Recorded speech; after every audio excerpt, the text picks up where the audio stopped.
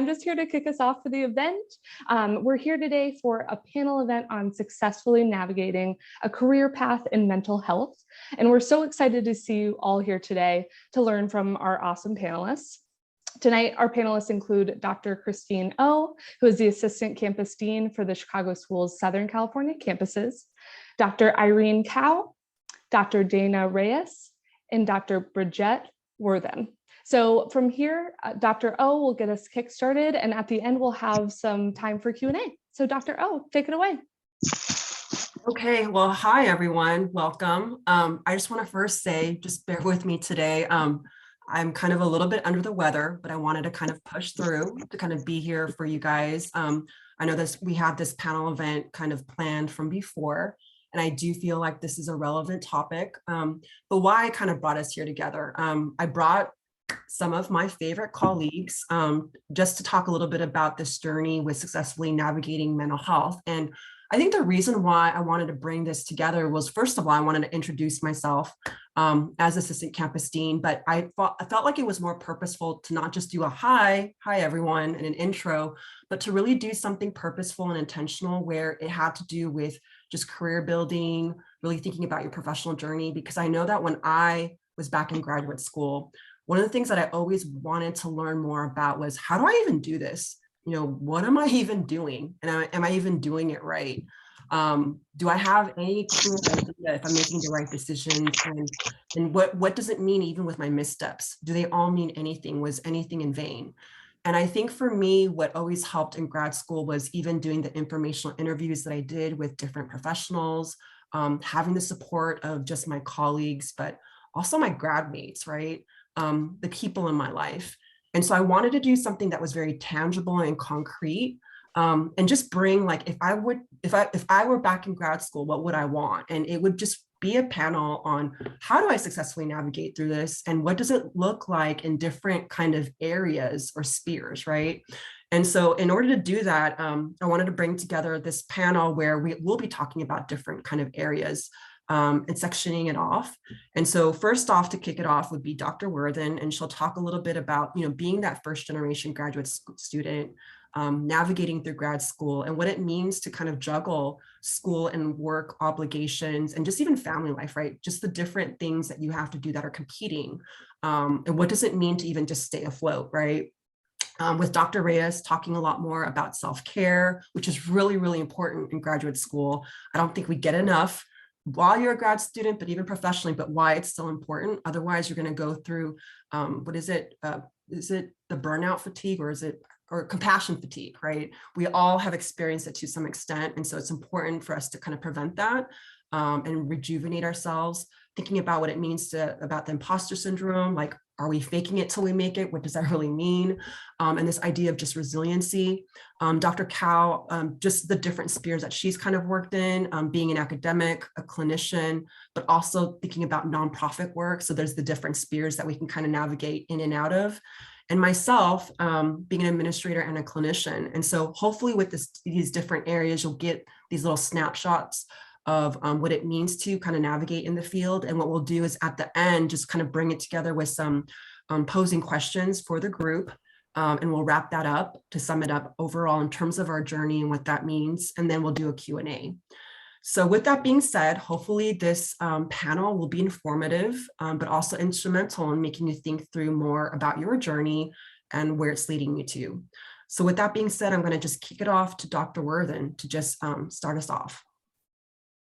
All right, good evening, everyone. So my journey as a first generation graduate student, and I think I would tag onto that additionally, being going back to school as an older adult as well.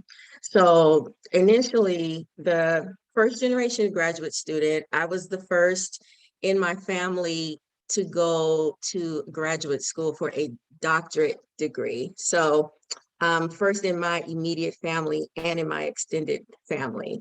So it was very exciting, but I had no idea what I was in for, as I really thought initially when I was applying. It's like, I'm just going to put my feelers out there, because while I was working on my master's, I kept getting feedback that you should go for your doctorate.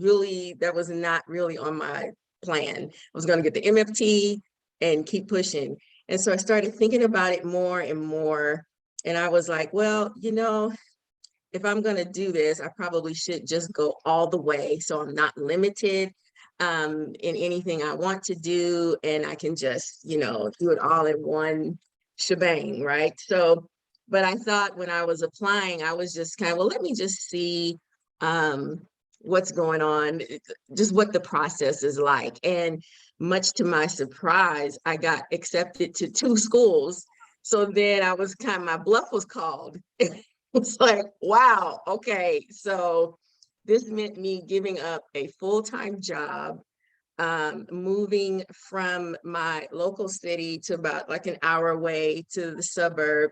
And I'd always lived in LA, born and raised in LA. So it was a huge, huge shift. And I really had to think about it. And at the time I think I was 42, and people thought I was crazy. But I had a professor, because I worked at a university at the time in the admin. And one of the faculty I supported, I was telling him, it's like, oh, how long is it going to take me to do this? I don't want to be like 50 trying to get this degree. And the one thing he said to me that stuck, he said, well, you'll either be 50 with it or 50 without it. And I was like, you're right. So I forged ahead. I would say my first semester was a true culture shock. Because my program in particular, it kind of moved at a rapid pace. We did I had to do, by that December, I had to complete my what is it? I'm blanking on what it's called. Our annotated bibliography for our dissertation. So for me, looking back, what would have been really helpful for me as a first gen person would have been to find a mentor, someone who had gone before and could kind of tell me what to expect, because that was a really big culture shock. And so also knowing what you want to research when you go in is really helpful, because for one reason, it's like if you kind of know going in already, that means you've probably done some bit of research or have some idea of what you want to do. And then you can also gauge your program towards whatever it is you're going to research. Like when you have papers and other classes, you can kind of build it around what you're going to do your dissertation on, to kind of help you so you're not reinventing the wheel.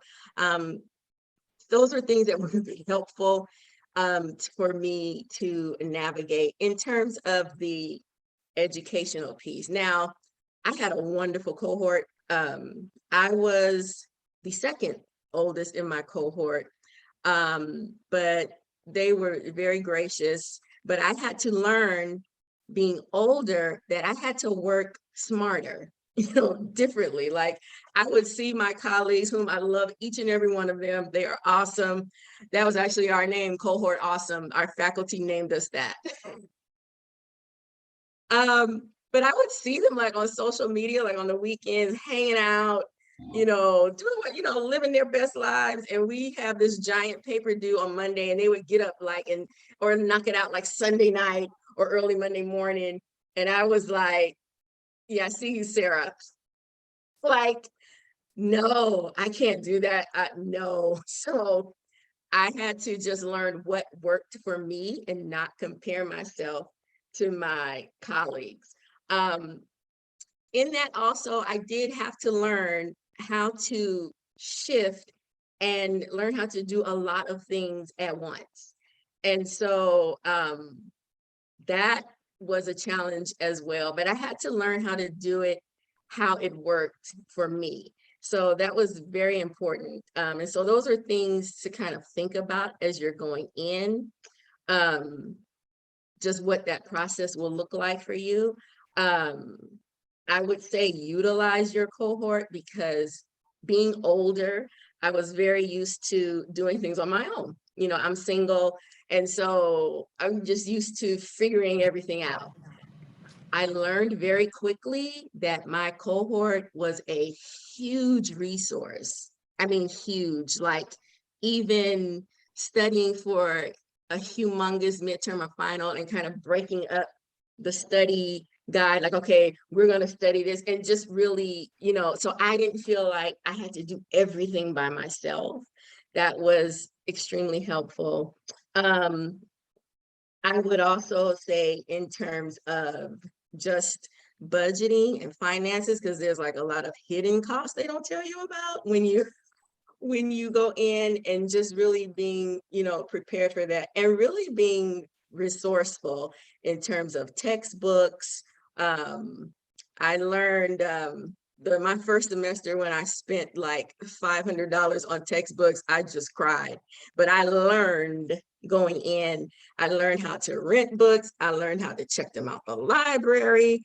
You know, just different tricks, you know. So just keeping those things in mind also, in terms of working smarter.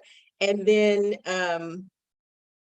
that, you know, the first generational piece, when you are the first generational student or person to go to school, especially to that level, it's like, if people have not, your family, your friends don't know what that looks like, you have to educate them, because they don't know. And so they'll expect for you to show up at every party, every function, you know, everything. And sometimes you can't, or you come and you're in the corner studying for a test. It's like, let me just go study for 20 minutes. And sometimes they don't get it. A lot of times they don't get it because they just don't know what you're dealing with, you know?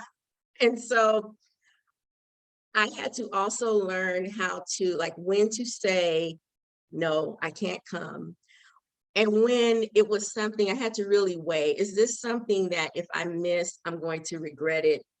And if that's the case, then let me figure out in my schedule how I can make up this time, so that if I go to this event, I don't leave there completely stressed, you know, because then I have all this stuff to do.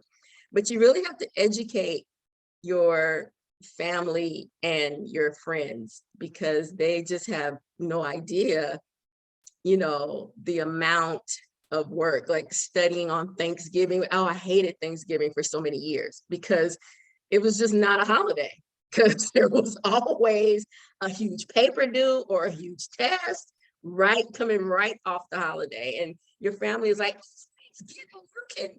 And it's like, listen, I know it's Thanksgiving. I'm going to take this turkey leg over in the corner and I'm going to study for this test I have Monday. You know, but you just have to figure out and kind of educate your family and your friends. What would this is something else. So that's like the first generational college student stuff, just really a lot of education. If you can find someone that you relate to and connect with that's gone through the process before, I would absolutely recommend that. I didn't have that. I didn't know to look for it.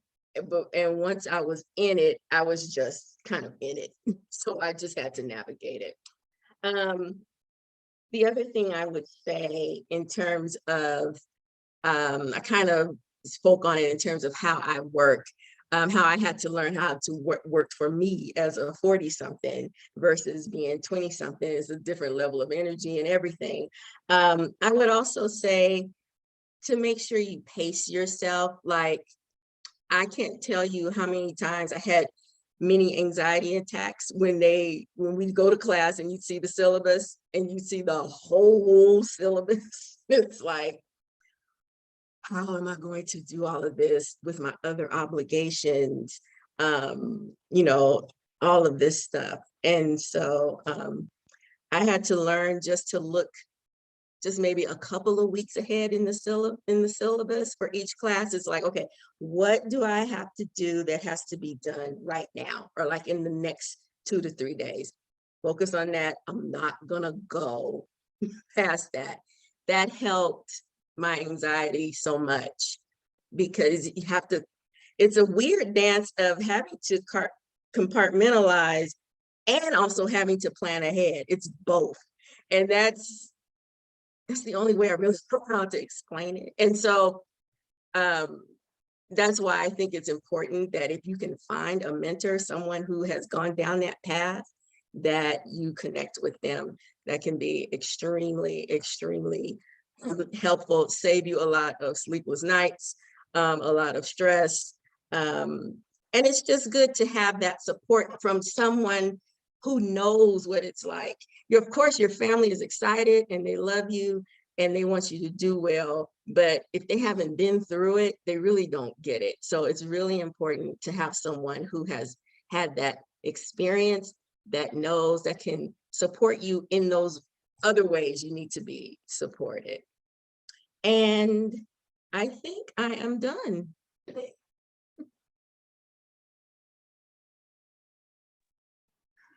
Thank you, Bridget. My name is Dr. Dana Reyes. I use she, her pronouns. Really looking forward to talking a little bit more about imposter syndrome, how I worked self-care into my graduate experience, and then touch very briefly on resiliency. Starting with imposter syndrome, I think one of the things that I just wanted to start with is oftentimes when you enter into these graduate programs, there is a large emphasis on the dissertation and how are you going to uniquely contribute to the field of clinical psychology. That was a very big question, like, oh, how am I going to do that? I don't know. I feel like that's, can I do that? Do I have thoughts that no one else has thought about?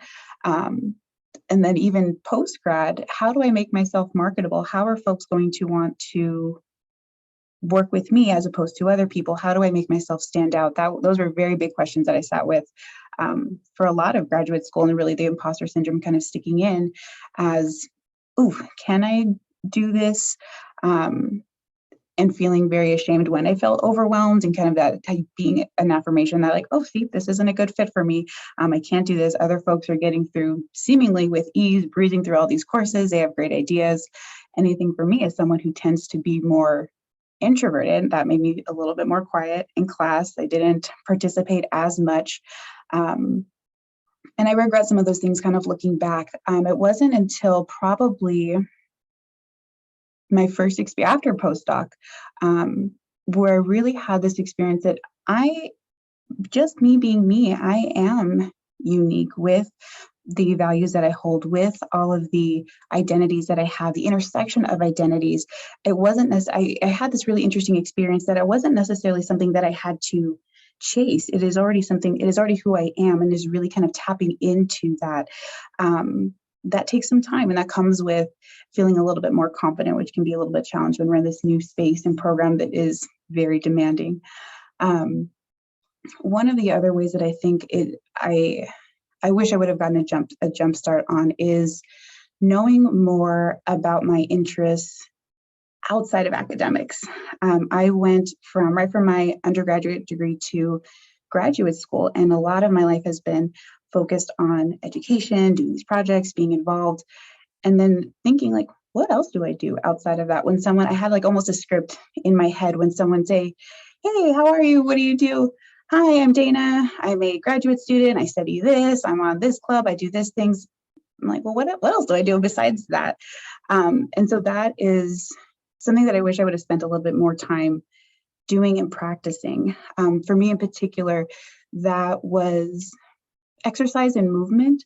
I've always really enjoyed being in my body, especially because when I hold anxiety or distress, it is very physical. I know when I'm stressed, my shoulders are up to here, and then my stomach hurts, I get headaches.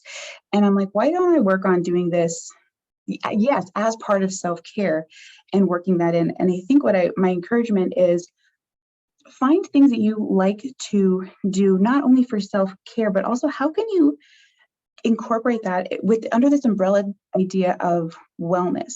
In the larger field of psychology, there is lots of opportunity for wellness and what that looks like outside of therapy.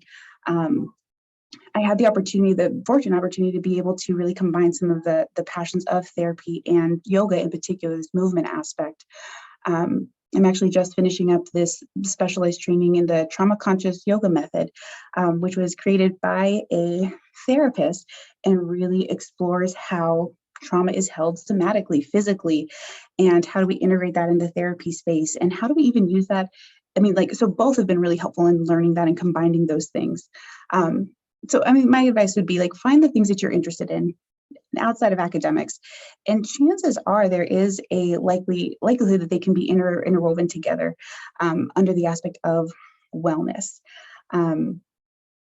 And I think so. For example, under this, the trauma conscious yoga method, it just really helped me understand the value of breath work, of having a moment in stillness and meditation, and also really helped me conceptually think of mental health and distress through a trauma lens, which actually seems to fit more with how I understand just how we occupy life and navigate through life.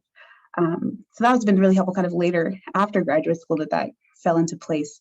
But I would encourage you all to embrace that as much as you can and look into the things that give you pleasure and joy. Although that is hard, graduate school at any stage of life is very challenging, is very demanding. And those demands and challenges get exacerbated when we have marginalized identities, when it feels like we're in spaces that are unsupported. And we are also other things outside of being a student. So I hear that, and also just, it's so vitally important to take care of ourselves. It is very hard to be present, to hold space, to be able to show care when we are not doing well ourselves.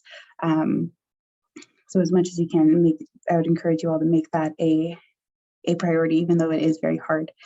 And lastly, just quickly touching on this idea of resilience too, is honor the journey that you are in graduate school. I think sometimes if we take an extra year, or we didn't get a good grade in this class, or we have to step away for family stuff, there's this idea like, oh, I'm not doing it right. There is no right when it comes to graduate school. And it's just so helpful to have patience with yourself. Your journey is uniquely yours. Take what time you need. And it is just demanding. Graduate school is so demanding, I think specifically in a clinical psychology program where there's a large ask for you to learn a lot of these concepts. And we're also thinking about that for ourselves too. We're like, whoop, that resonates with me. Whoop, that comes up here. That's in my family. Lots of things that we're really holding. Honor that resilience that you've been through. Introspection is really helpful. And that is all well. That is part of your journey. Honor that. And just, definitely really trying to unlearn what is right. And right is not necessarily the quickest. Right is not necessarily all A's. Thoroughly learning these theories, and also how do we just be with people? How do we hold space? How do we convey care and trust and create trust and safety? And when we can do that best when we are taking care of ourselves. So that would be all that I have for you all today. But it's so much, Dana. No, I think I think Dana and I actually have worked together at Claremont colleges. So I'll be sharing a little bit about myself and my journey today. And hopefully I can kind of follow suit like with the great kind of job that Bridget and Dana both did. So my name is Dr. Irene Cow. I have been full-time faculty at Los Angeles Pacific University for, I think it's going to be 5 years come this June. So I've been there for a bit. I'm also a licensed clinical psychologist. I have a small private practice on the side. And I also kind of have been working on a nonprofit. So I think when I say all those things, it just seems like, oh, like you're doing like a lot of things. But I think I kind of wanted to spend some time talking about how I chose to say yes to the things that I have and why those things are important to me. Because I think a word that's really stood out to me as my careers kind of developed kind of to where it is right now is sustainability. Like is this something that I want to do? And is this something that I'm going to want to keep doing 3 years from now, 5 years from now, 10 years from now? Kind of what's something that really is essential to me? What's something that maybe is going to be more part of my journey right now, and maybe it's going to be a chapter that closes at some point and then I kind of move on, right? So I think I'm going to start with the clinical side, because I think that's the part that just in my own journey, I've like really figured out it's really essential for me. So initially, coming right out of postdoc, I think I actually was going the academic route, and I wasn't starting a private practice. I wasn't seeing any clinician or I wasn't doing any clinical work coming out of postdoc. But then I think quickly, like in about like 6-8 months time, realized, oh, that's not working out for me. Like I've literally been doing clinical work at that point, because I went from an MFT program into the PsyD program. I've been doing it for about 6-7 years. And it was something that I think had kind of become like a part of like the rhythm of my life, and not having that exchange, not seeing kind of the struggle, but also the growth with clients, and not being able to connect in that meaningful, authentic way was something I realized, oh, like, yes, like, am I doing good work for my clients? I hope so, but also really, I need kind of a place where I can do this with them and connect with them. Like this is really become a part of who I am. So I think at that point, kind of really quickly realized, okay, I need to figure out how to get this clinical aspect integrated back into my life. I think at that point I was adjuncting for like 3 or 4 universities, because if you want to go into kind of adjuncting, or you want to get into like kind of like a faculty role, that's kind of the way the system's set up right now. It's like you have to kind of spread your feelers, and you have to be adjuncting at multiple places and kind of see where like a full-time position like pans out. So that's kind of like the tactic that I took as well. But I think kind of quickly realized, yeah, like I need to figure out how to do the clinical work. And I think I also needed to be honest with myself. Coming off of our postdoc, we were doing maybe 30+ hours of clinical, like seeing clients a week. And I knew that wasn't something I could sustain.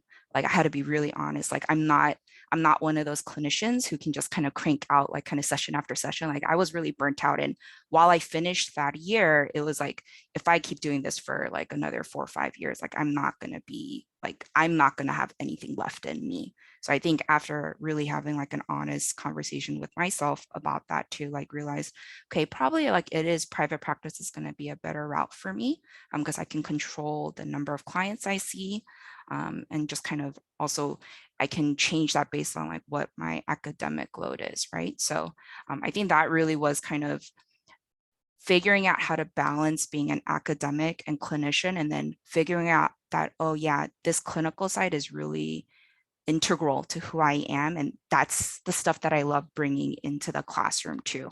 So like, I love kind of talking about like kind of past clients, or like examples of like maybe counter transference that I'm having, or that like clients having kind of with me, like for transference or something like that. Or even like supervision, like I did supervision for a little bit. So then talking about like supervision issues, right? In my classes, like these are all things that I think I've kind of found like, yeah, like I love that connection between having clinical work, having examples that literally just happened maybe like yesterday, and then bringing that and tying that into your class of like, okay, like this week we're kind of talking about like transference, countertransference. Like what's an example of that? Well, I have one from yesterday. So let me talk about that, right? And I think there's something really like it's just really authentic, and just really kind of, it keeps it fresh. Like no class is ever the same, because the examples keep changing as a result of that. So I think that's something I've really kind of loved, figuring out how to do the academic side and the clinical side and really merge them both. Like right now, I see about maybe like 8 to 10 clients a week. So it's about like a day and a half-ish. And that's my sweet spot. Like I'm good with that. I don't like doing more than that. I think it's awesome for the people who can, but I'm like honest with myself. This is something I know I can sustain for the rest of my career. Like I can keep this caseload. And I think that's been something that as I've kind of gotten, I think a little bit more seasoned, I've realized that's what's important to me. When I say yes to something, how long am I saying yes to this for, and how long can I keep this up? Is this going to cost me? And if it is, like, how long do I want to do it for? And then kind of at what point do I want to like pivot into something else, right? So kind of the same thing, I think. So the nonprofit work, it's also like I got an opportunity a couple of years ago. I had a friend from my actually also like from my cohort as well. So I think all of us graduated from Azusa Pacific University, and we have like a cohort model. So who you start with is who you kind of hopefully kind of majority who you end with and graduate with. So I had like a cohort meet who had this idea kind of bubbling and really wanted to start a nonprofit. And then kind of, I think the opportunity presented itself for me to kind of come in kind of more on the financial like business side of that. But then also it's different having someone like handling the finances and business as a psychologist who understands the mission of the nonprofit than having like an outside person kind of come in for that too, right? So I think with that kind of, I've been able to pursue the nonprofit, like learning everything from like how do you set up like kind of like a nonprofit, getting the status, to applying for grants. Like it's been really fun, but also really challenging. But I think that's something that I've kind of realized too, for me at least. I like having these kind of other things I'm working on the side. And I need that kind of flexibility with whatever like kind of like my full-time job is. It's like those things are the things that really kind of feed me. Like they're the things that energize me. So like these side projects sometimes like, and granted, I have to be careful of like how many things I say yes to, because usually they're not all like really paid well, and I have to be realistic of, right? Like I have to also like pay the bills for myself, and I have like grad school loans too. So, but like I think those side projects are something that really I've realized it's really essential to me. Like I love doing it, and I love saying yes to the ones and seeing kind of where we were 3 years ago and where we are now. Like we have like an office space now, like we have interns now, and like that was kind of like our vision, right? Kind of going into it when we first started like at some like cafe. Like I think we literally like went to like Panera or something, and we were like scribbling this all down like a piece of paper. And it's that process of like figuring out how to grow that is something that I've realized like it's really something that energizes me, and like I really love building that. So from not just like a one-on-one standpoint like with the clients, but also kind of like building up like a business or like an organization. Like I think there's multiple aspects of that that I think I've realized that I really like. And I guess to add to that, like how did I discover that? I think it's really, I think if there's one piece of advice I usually give to like all my students, even right now, like right now I'm the full-time faculty for like a master's program, non-licensure track at our university. So a lot of my students actually end up applying to kind of like a licensure program afterwards. The one piece of advice I usually give them is like, do your therapy hours early. And like, why do I say that? Because that required therapy is going to be something that really helps figure out what you want to do, like who you are, what's important to you. And you cannot figure that out early enough. And I think just in terms of like clinical work too, my belief is kind of personal and professional belief. You're not going to be like, the only way you will grow as a clinician is to do that work yourself. Like you don't want to be seeing a therapist, right, who's never really done more than like however many sessions of therapy and they've only gotten so far. Like it's going to be difficult for you to be like, let me help you and lead you down here a path that I've never ventured off myself. So I think that's kind of like really the big advice or like thing that I always tell my students to do. Like literally as soon as you can, pretty much as soon as you're enrolled and it's possible for you to start collecting your hours for your required therapy, do it, because that support is going to be really helpful, but also learning about who you are. Like what are your blind spots? Like what are the maybe family systems or kind of thing, like the patterns within your family that's really going to affect who you're going to become as a clinician.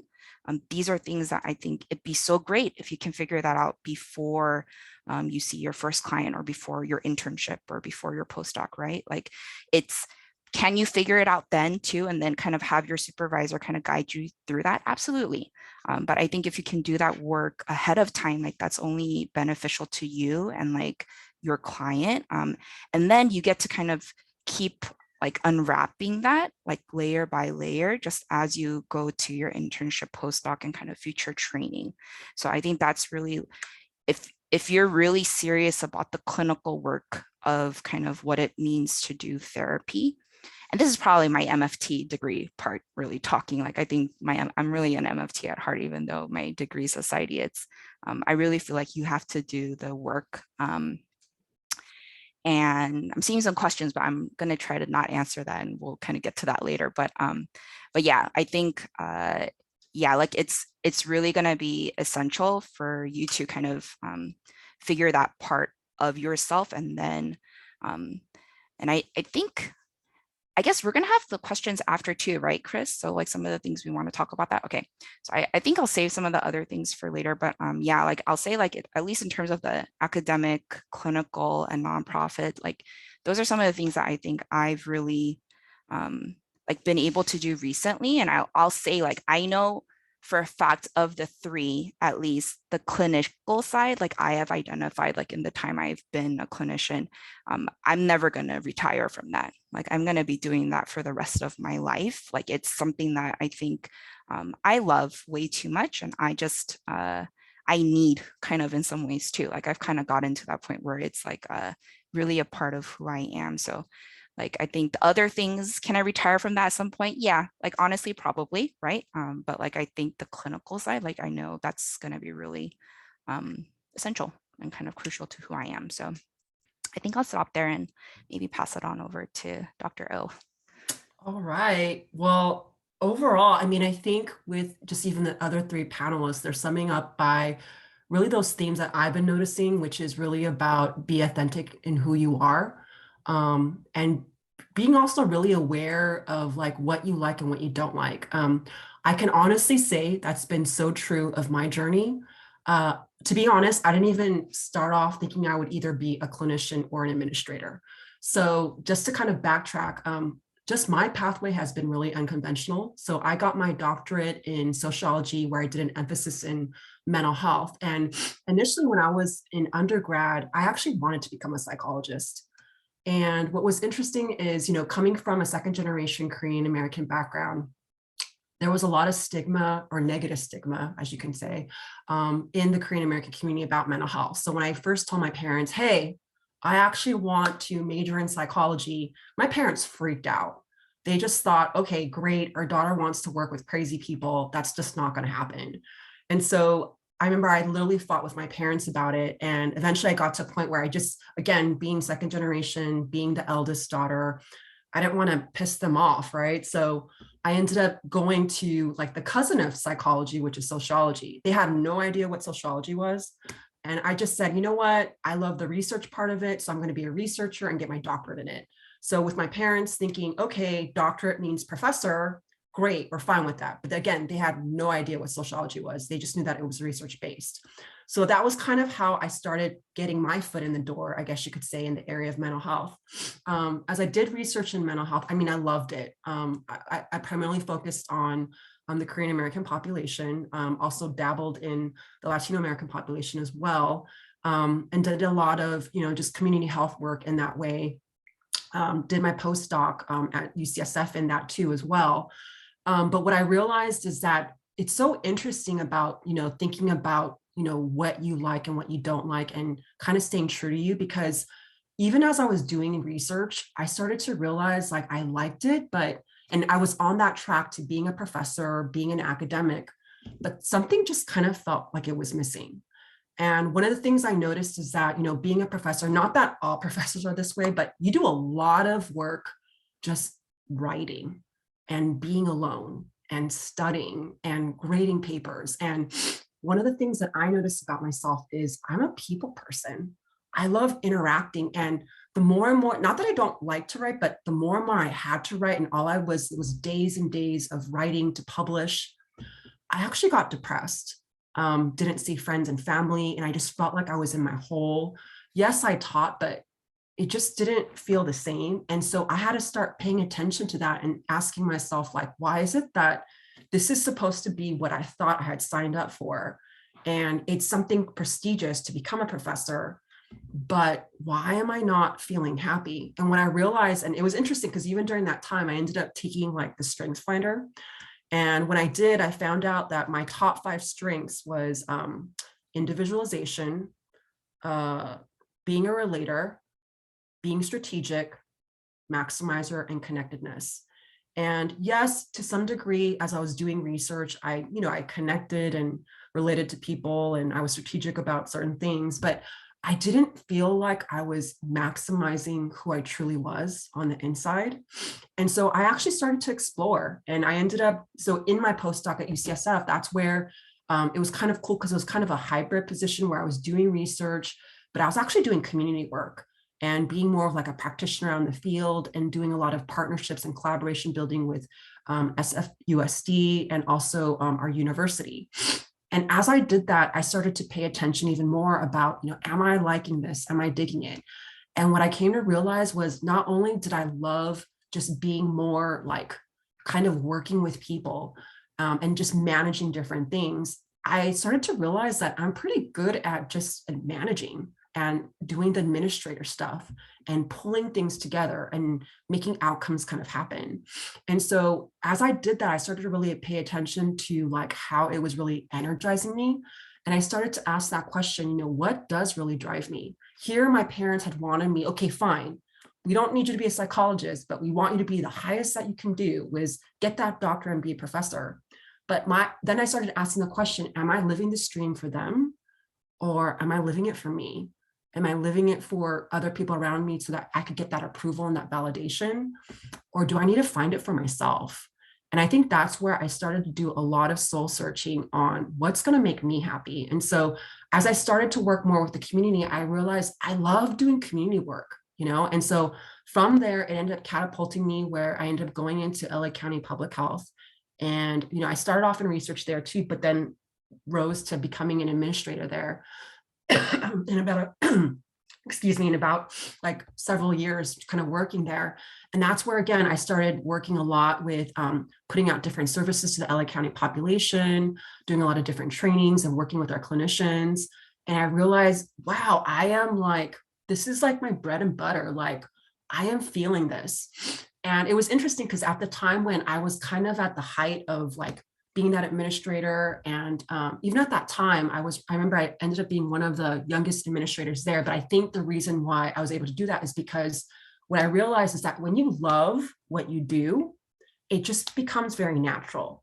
And then people start to notice because you're being authentic and true to who you are.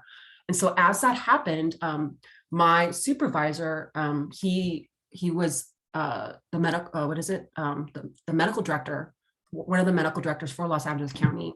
And he was actually a trained psychiatrist. And then he had come to me and said to me, hey, Chris, I noticed how well you work with our clinicians. I also see how relational you are. Have you ever thought about really going even more into the field of mental health and even having a clinical side? And I remember when he asked me, I started cracking up and I said, don't even get me started. I used to think about it and, I wanted to be a psychologist, but my parents just didn't want to. And so I've totally gone this other route. And so he asked me, have you ever thought about it? And I said, you know what? I have my doctorate. Why would I go back? And he said, just think about it, because I think there's something there and maybe something that you may want to explore. And it was weird because when he talked to me about it, I could not stop thinking about it, even though no matter how much I pushed it away, I kept on rationalizing, like, it's crazy, like I'm too old, or, my time is done. But something kept on knocking on my heart, like to maybe just ask and to explore. And as I did some of those informal interviews and talked to different mentors, one of the mentors that I actually came across that I was actually introduced to back in graduate school was actually, her name is Dr. Francia Cancian, and she was one of our professor emeritus of where I got my doctorate. And she had been a professor for years. And I found out that when she retired, she had gone back to school to get her MFT because that was one of her secret dreams, because she had done a lot of work with sexuality and sex abuse and different things like that. And she did the research side of things, but always had wanted to be a therapist, but never thought that she had the time, but had gone back. And so I ended up talking with her because we got connected, and she was just like, Chris, if I'm retired and I went back and got my MFT, I think you're still okay to go back and just follow what your heart says. And so after having that talk with her, there was something in my heart that just made me feel alive, and I just went for it. And so I did end up talking to my director, and he gave me full support, and they actually ended up funding me even for my first year. So I ended up applying, going back and getting my MFT, and here I was working full time, thinking, okay, this is crazy. I have this full-time career, then doing my MFT, and then eventually seeing clients. And let me tell you, it was rough. And even as we started to do that, he started to even question and challenge me more, like, where do you feel like you are, even in terms of your career? Is this where you want to be, even in terms of sustainability? So kind of similar to what Dr. Cow was saying. And I said, you know what, as I'm doing all this, I realized, like, I do want to be an administrator. I do want to do therapy, but I think there is that aspect where I do really miss working with students and really coaching, training, mentoring, maybe in this field of mental health. And so he just said, Chris, I think you should explore and tap into and lean in how you're feeling. So went with that. I ended up getting connected to, I believe she was, I forgot, the chief diversity officer at APU. We started talking and she started mentoring me. And then she ended up saying to me, Chris, there's like this open position for an assistant dean position at LAPU / it's a sister college for APU. She's like, why not apply? I just feel like you have all the ingredients to be an administrator back at the university. And I said to her, this is crazy. I ended up just going back to grad school. I'm here in this career. How do I even make this jump? And she was like, Chris, don't question it. Just do it. Just follow your heart and see what your heart is telling you. So if your heart is saying no, like, then, go with that. But she said, if you are feeling like something is like alive in you, just talking about it, just make that jump and take that leap of faith.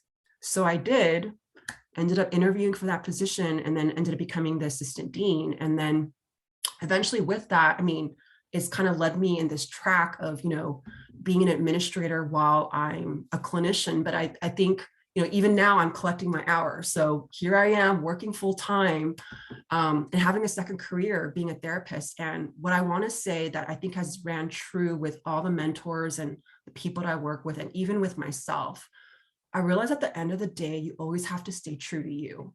And that's what keeps you sustainable. That's what keeps you real and alive and gives you that life-giving force of being able to impact and give back to others.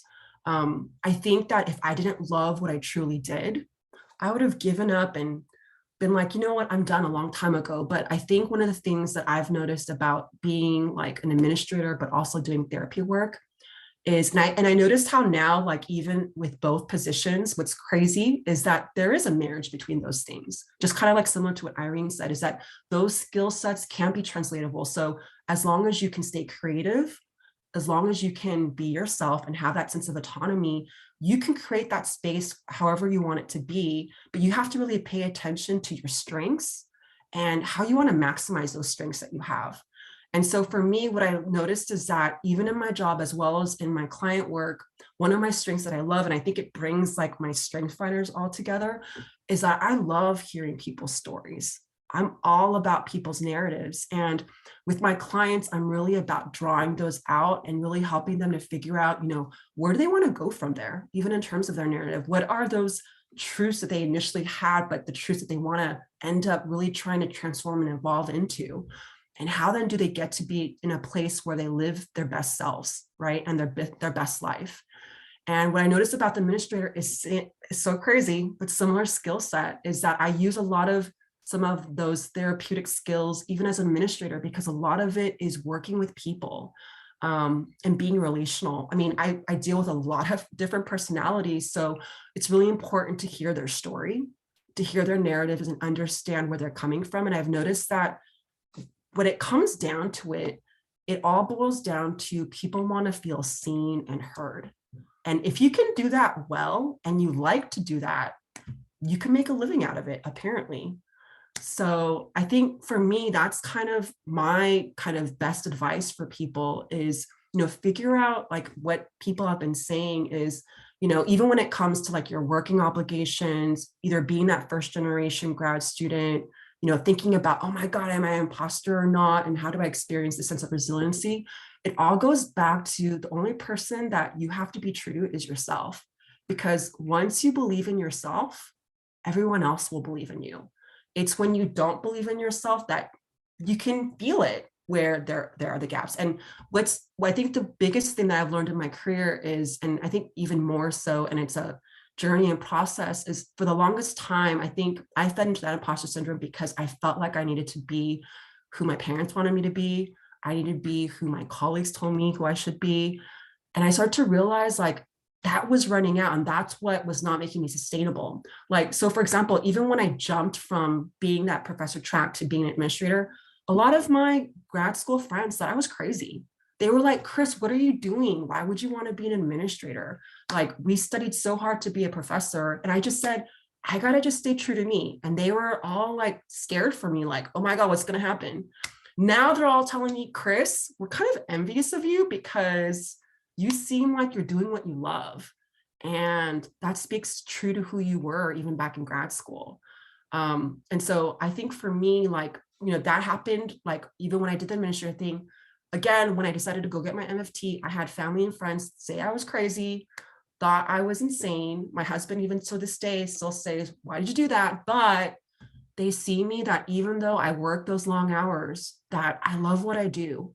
And so I think when people, especially the ones that you love, see that you love what they do, what you do, they buy into it. And so that's kind of the best career advice I have for you guys. And to kind of sum up at least like the snippets of what we're talking about today. But with that being said, we're going to round it out with some questions for the panel. And Megan will just kind of jumpstart us off, and then we'll lead it into just group discussion overall from the audience. All right. Perfect. Awesome. So we've heard your journeys at this point. So looking back, across all the years, how would you define success at the beginning of your journey, throughout your journey versus now? And anyone can get us started. I will chime in. I think for me, success now, I think early on, it was kind of like maybe more concrete things like getting the practicum I wanted, like the first or second one, right?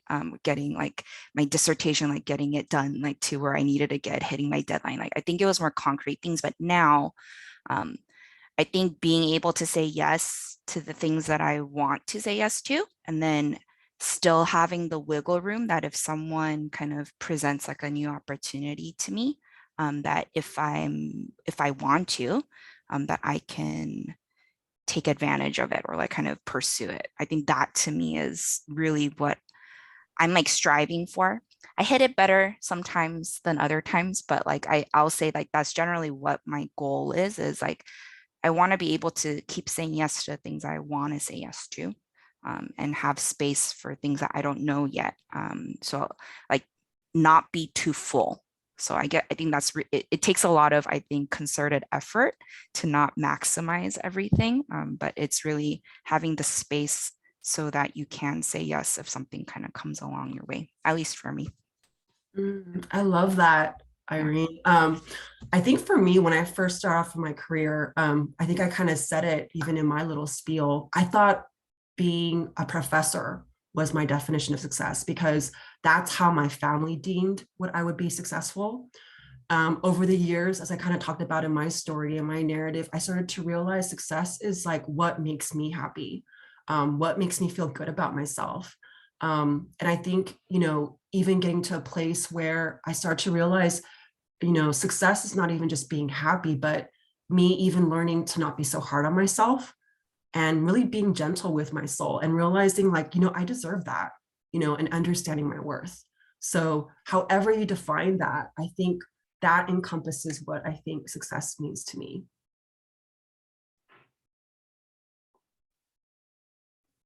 Go ahead, Dana. Thanks.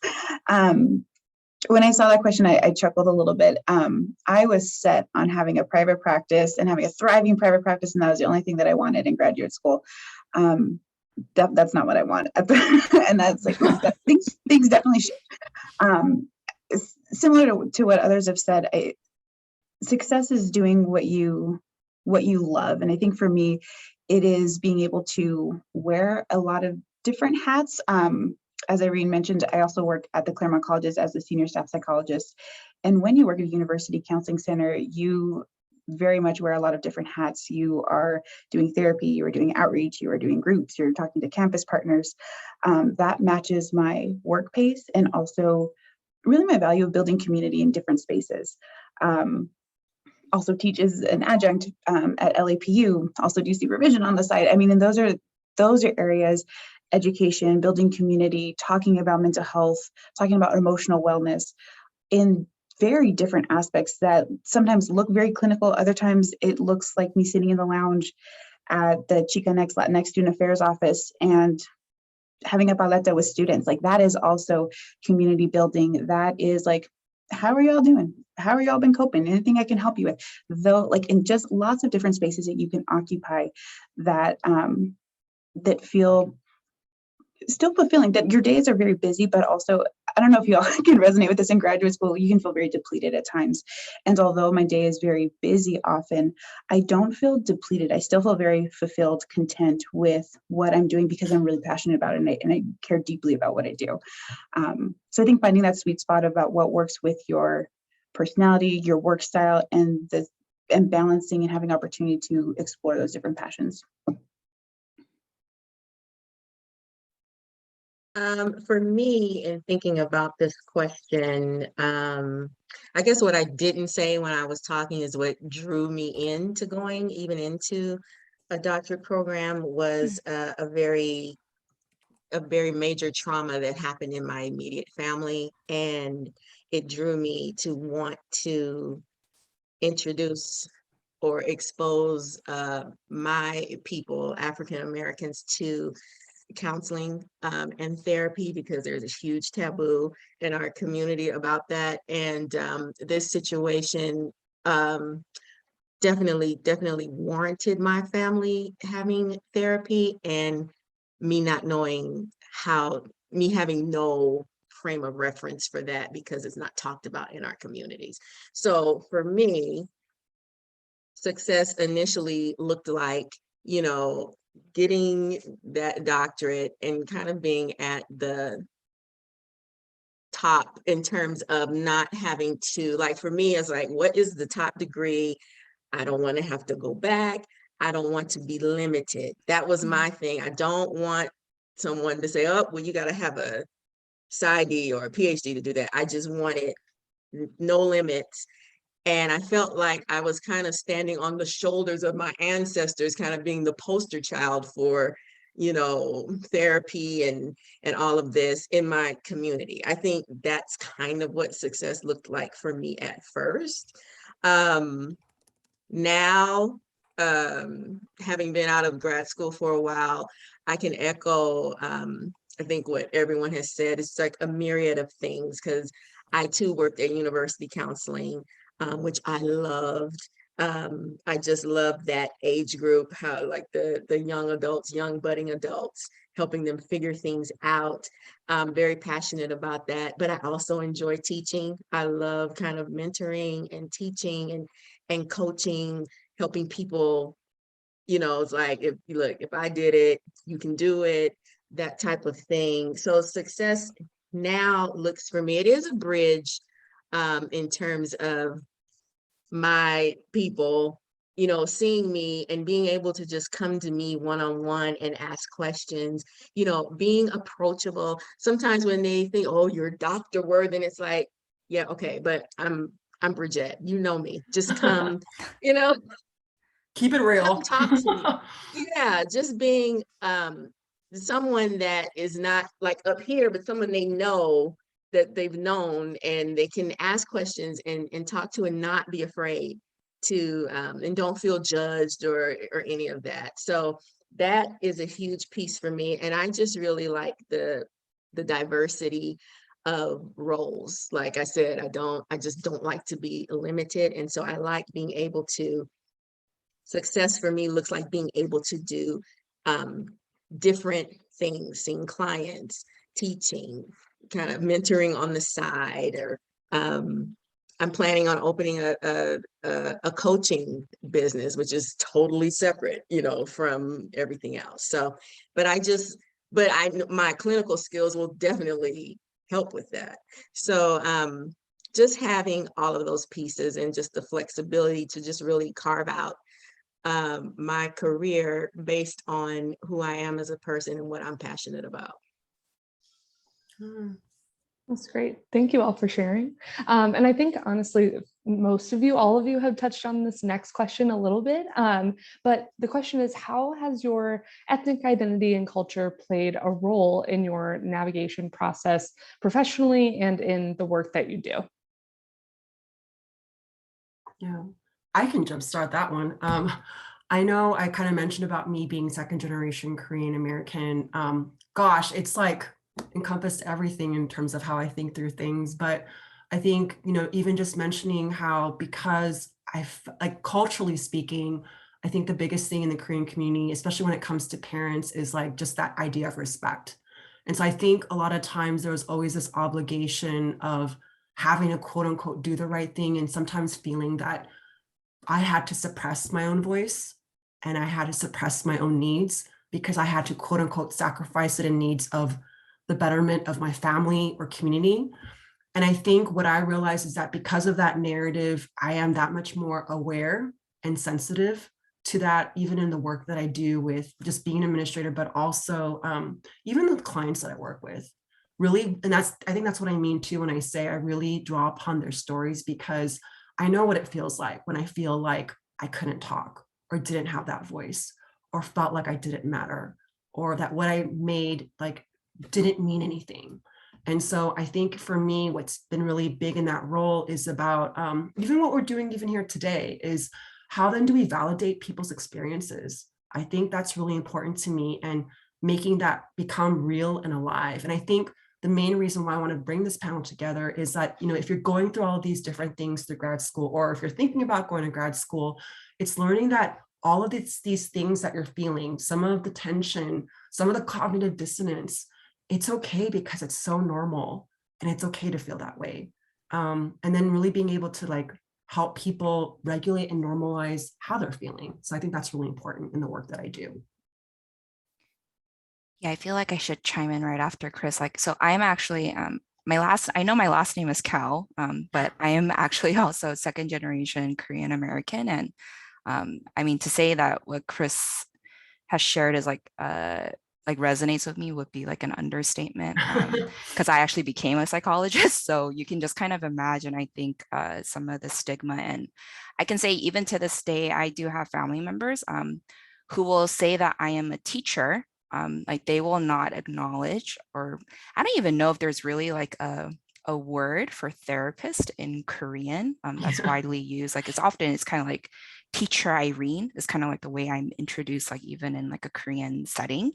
But yeah, like I think it's really difficult to escape that that's part of who you are, like not just from a clinical standpoint of like, you can't kind of change like physically, like ethnically, like who you are sitting in a room opposite like a client, but also like I think all the experiences that you had, and all the family and the support, and or even maybe lack of support that you kind of come from, like all that is part of who you are. So I think it's been such an integral part of kind of who I've become professionally, and how that's also shaped my personal identity. But I guess the little tidbit I'd add to that is in getting to learn about who I am and where my personal blind spots are, I've realized I've made a really concerted effort to try to gravitate and latch on as hard as possible to people who really think and view things differently from me. Um, as a clinician in private practice, like you can kind of be like an island by yourself if you don't make an effort to connect yourself with others. But I think then who you connect yourself with, right? Like if you connect yourself with other people who kind of look and think the same way, you're going to have and view the case in the same way, right? So I think some of the like relationships I cherish the most from my cohort are actually the ones where they literally will think of it exactly in an opposite or different way. Like the thing that I didn't see will be the first thing that they see when I'm like talking about a case. And I have like really like held on for dear life to those like really now friendships, because like I think it's again like about sustainability and about like I don't want to keep feeding into my blind spots. And I think part of what we can do from an ethical and just a professional standpoint is really kind of make an effort to kind of have people who can kind of catch those things for us, right? I think if with experience, you kind of get to know that more too. But I think, at least for me, it's like learning more about others, but also like, I think being really open and getting the relationship to a point where you can be really vulnerable and have them point out, hey, you missed this. Like, and sometimes, hey, you missed this again. Like this was the same thing that we like talked about like a year or two ago, right? But it's like, I think you really need that. And I think it's kind of all part of like who you are, right? And so yeah, so I think that's the one little tip that I wanted to add in with that too. So. Those are great points. Oh, sorry, you go first this time, Bridget. No, I was just thinking about that question. Yes, it has definitely played a significant role. And, you know, being honest, sometimes it's been a lot of pressure. There have been situations where it was, you know, the only African-American counselor, and especially on my internship. And I wasn't the only African-American counselor on my internship, but at where I worked after that, and students would come in and say, I want to see, you know, the Black therapist. You know, that's a lot of pressure. And then you have to, you know, sit with them with that and, you know, unpack that. And then deal kind of with the, there's a lot of expectation with that. So it can be pressure. At the same time, I did enjoy like meeting with the Black Student Union and, you know, supporting them, as well as other students of color. And but it can be pressure, just kind of walking that line between, you know, being accessible, but if I'm the only one, I can't, you know, it's not realistic at all to say, okay, I'm going to see all the Black students. I mean, you know, that's not how that works. And so you have to, you know, sit with them and like I said, just kind of unpack, well, what does that mean? I mean, I know why you deem it really important in terms of you can understand my struggle, but the thing is that just because we look alike doesn't necessarily mean I will understand, you know, everything you've been through. And you know, sometimes you have to sit with them and just let that kind of sink in with them. So, you know, it can be good, and it's also challenging, I said. And then even, you know, professionally, sitting in rooms where, you know, I may be the only African American in the room, and sometimes, quite frankly, not feeling seen. That has happened many, many times. And I have to say it caught me off guard. But, you know, it's something I had to learn how to, you know, navigate. So, yeah, it's kind of like a double-edged sword in some ways. So that's all I want to say about that. I could resonate with lots of points that you all said. I think that a few points that I wanted to add, as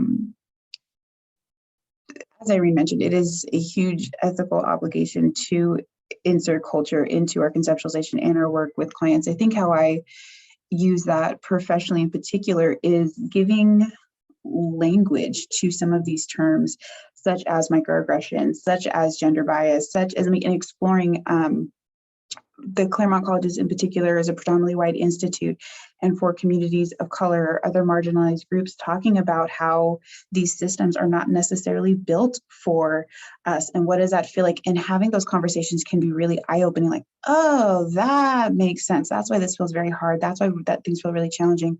So you giving language to some of those experiences, talking about those things critically, understanding how that influences how we experience our symptoms and all of those things, that's very, very important to me.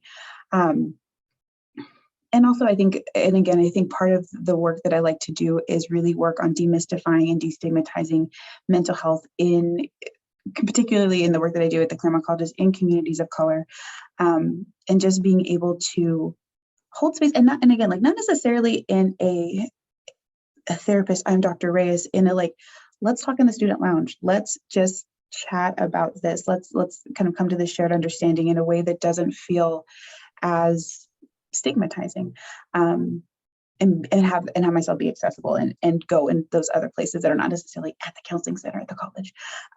So that's also very important to me too, to be visible and be accessible to students, so they can have this better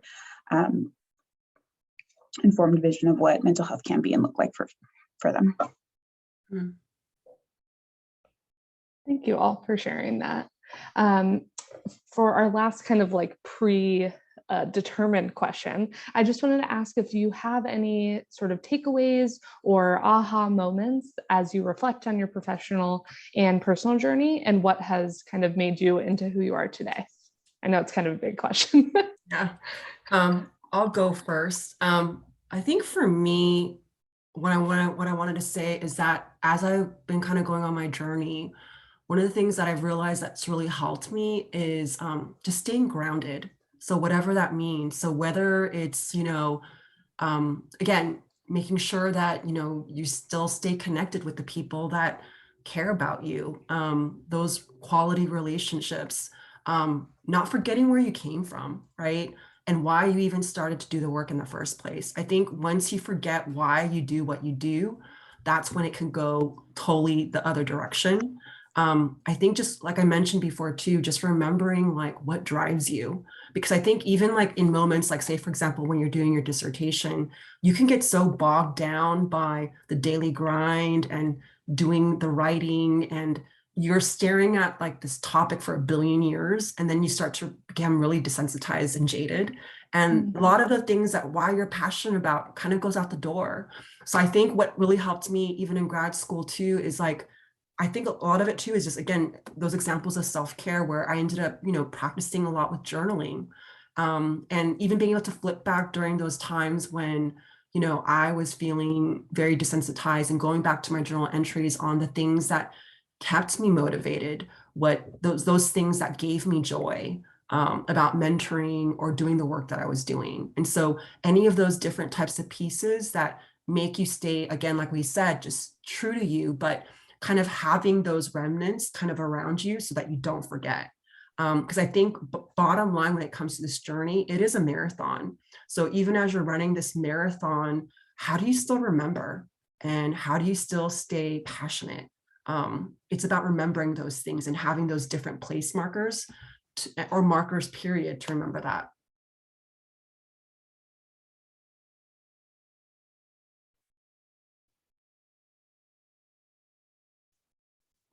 Any other aha moments from the panelists?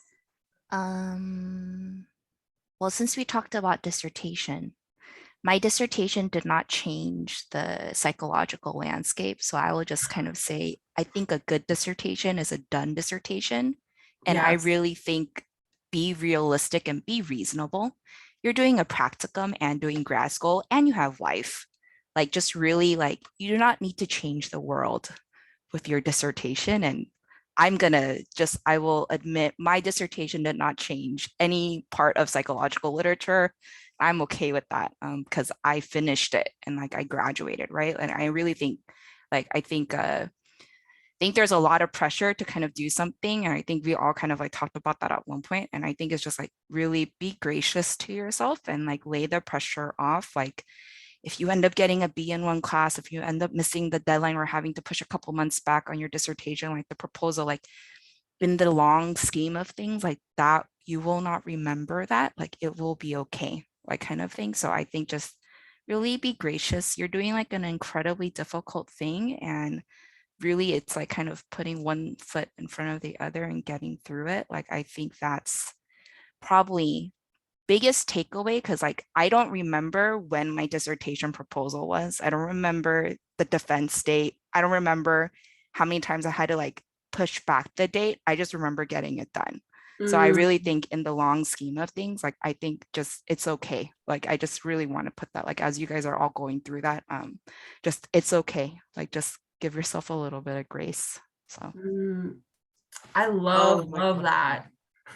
Yeah, I have to piggyback off of that because yeah, I will share that, during the time I was in grad school and applying for internships, everything was upside down. There were more graduate students than internships. mhm, And for me, because I could not leave Southern California because my mom was older, I had, family obligations here, so I couldn't like apply everywhere.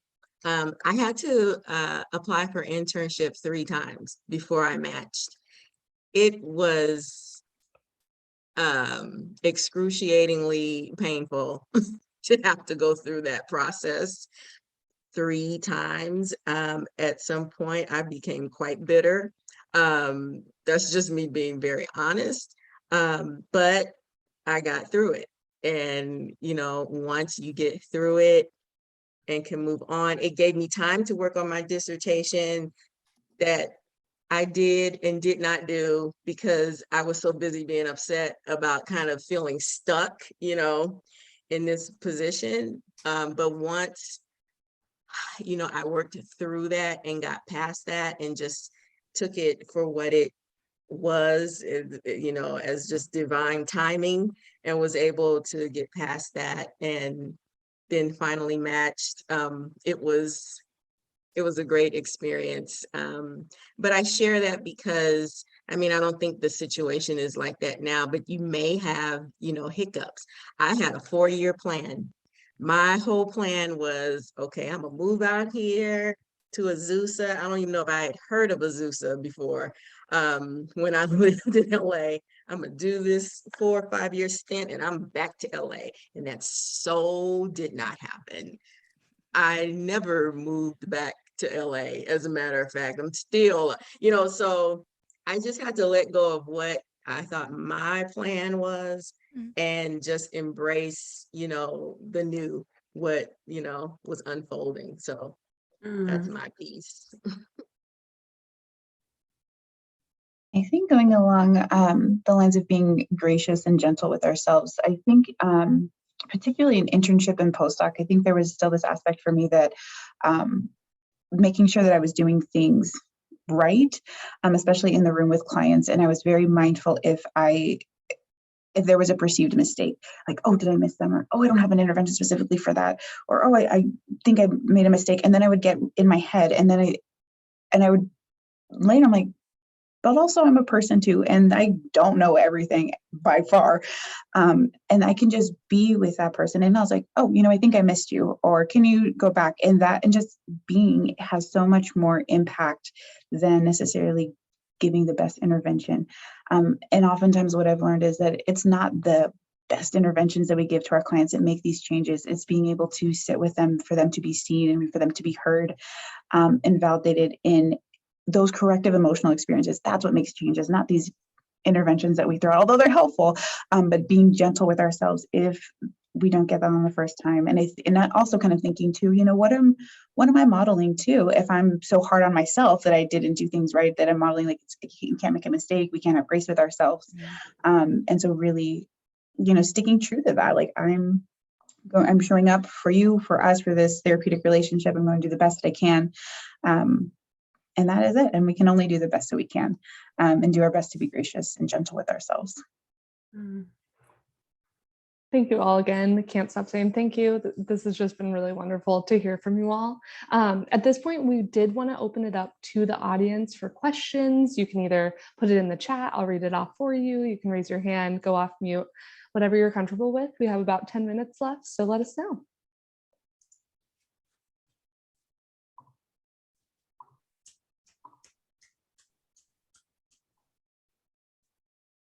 Everyone's just in awe of the answers. Yeah, they're just taking it in. We you know? answered all the questions. Yeah, it looks Chris. like we did a good job answering Really the good job. questions. Okay, I Ooh, see Alyssa. Alyssa. Yeah, go for it. Yeah, I just want to say thank you guys so much. I appreciate all your advice, and definitely I'm getting my undergrad. I'm walking next month or next week at Cal State Fullerton with my BA. Congratulations. Thank you. Awesome. And Congrats. I just got accepted to the Anaheim campus at the Chicago school. Oh, so good. getting Great. my PsyD there. So thank you.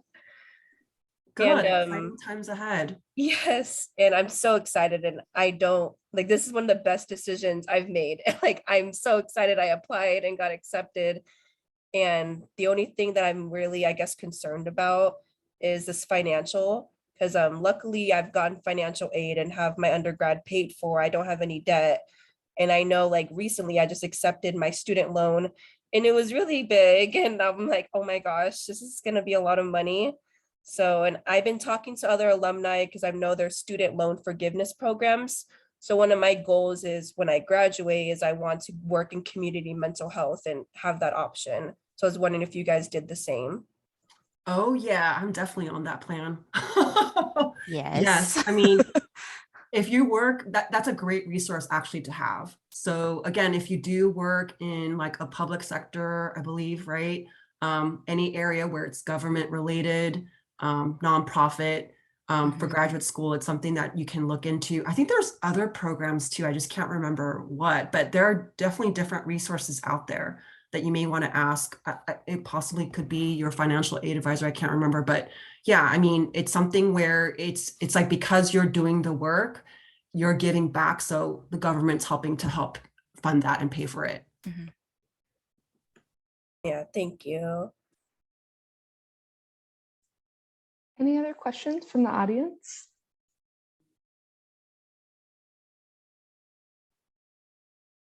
All right, I guess All we right, did then. answer everything. I Well, do with have a that being, question. go ahead.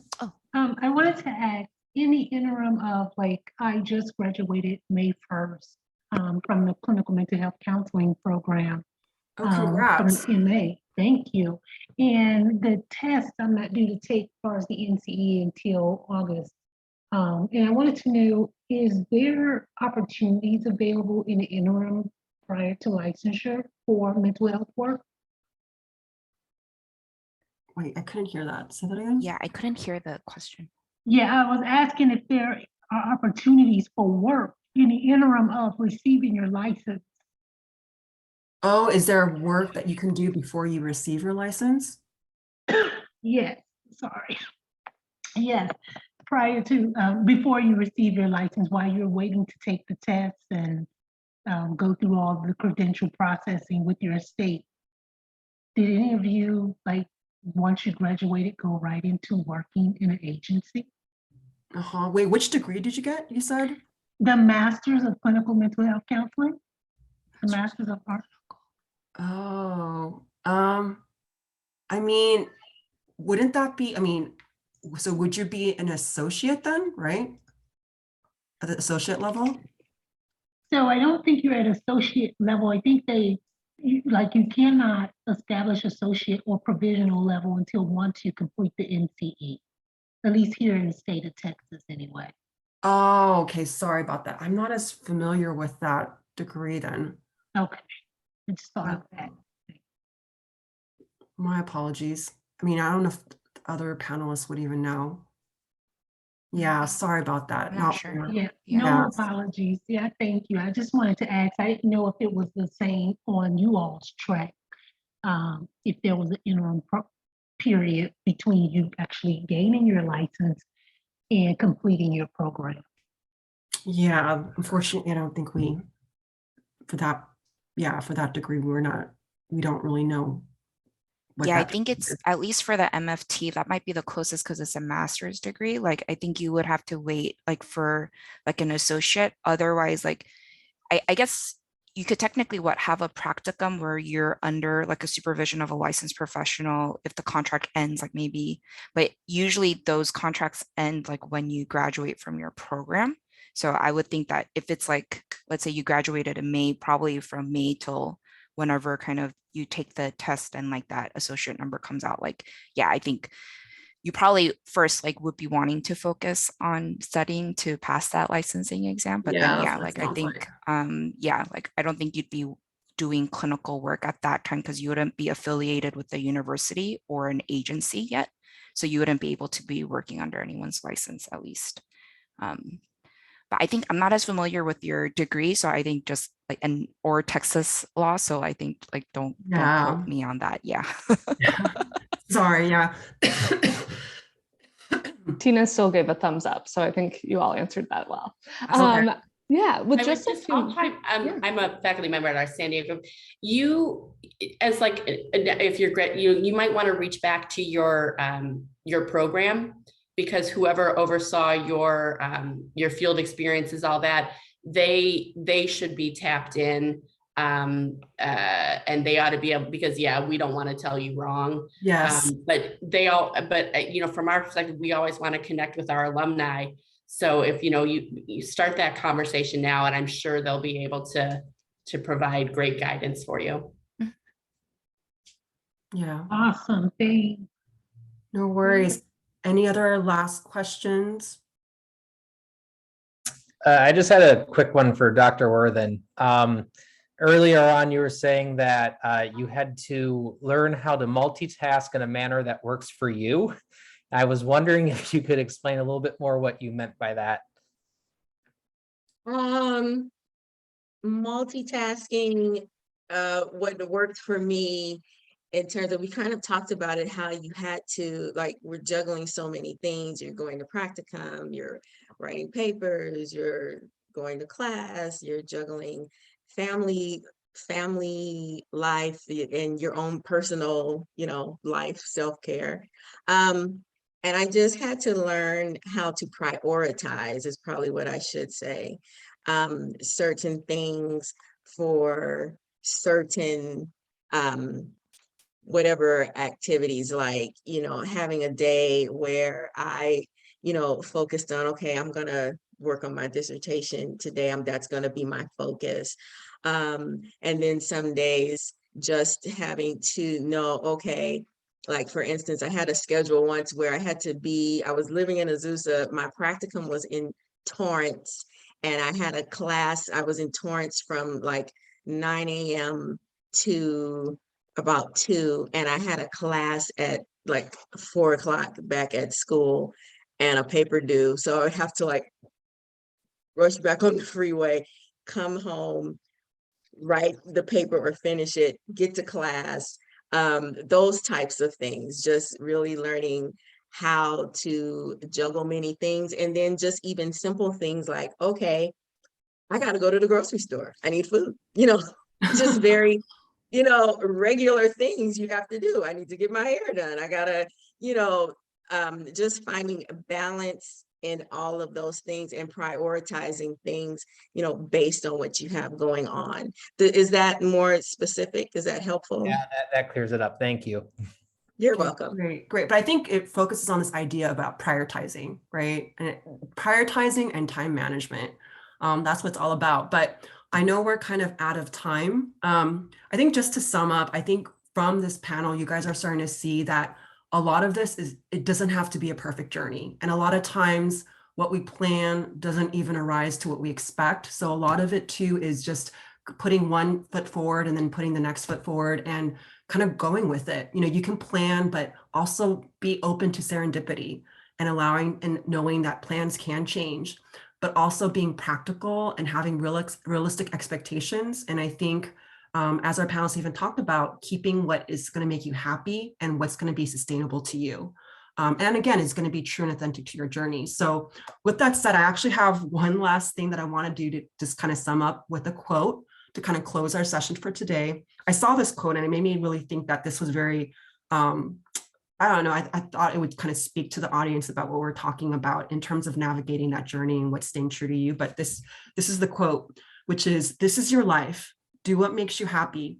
Change the things you can and let go of the things you can't. If there is something that you want, go get it. If you have a dream, follow it. Do not let fear hold you back. Trust your instincts and believe in yourself. You are capable of more than you think. When people tell you that you can't, show them that you can. There will be times when you fail, but you will stand again. Protect your heart, but recognize when to let it go. Reminisce in the good times, but always look ahead. Learn from your mistakes, but do not dwell on them. Be confident in who you are, keep your head held high, and remember that you are beautiful. Don't be afraid to express who you are. Cry hard, laugh harder, and when you love, love with everything you've got. Never settle. Find your passion. You can be whoever you want to be. There are no set rules. There's only now. This is your now. This is your time. This is your life. And you only have one. Make it count. So with that being said, we'll kind of close for today and we'll catch you again another time. All right. Thanks, everyone. Appreciate it. All right. Take care. Thank Alrighty. you. Bye.